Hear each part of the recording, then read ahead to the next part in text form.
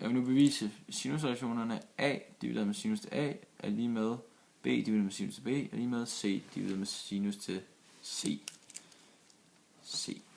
Godt nok, og det har jeg allerede gjort hernede, og jeg har taget den retvinklede trekant her, som hedder ABH, og så har jeg sagt sinus til a, vinklen a, er lige med h, den modstående, divideret med hypotenusen c.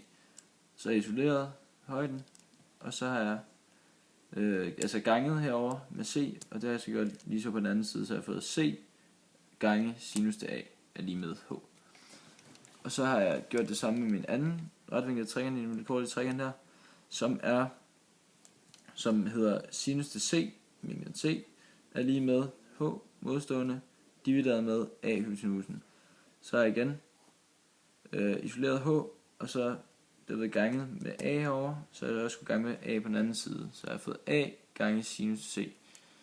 Og de er jo lige hinanden, de her to ligninger, så hernede har jeg sagt c gange sinus til a er lige med a gange sinus til c.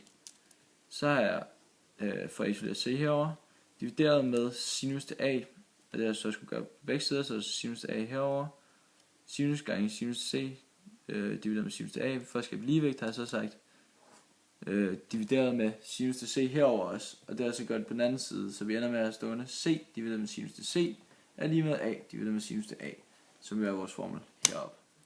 Nu vil jeg vende tringen om.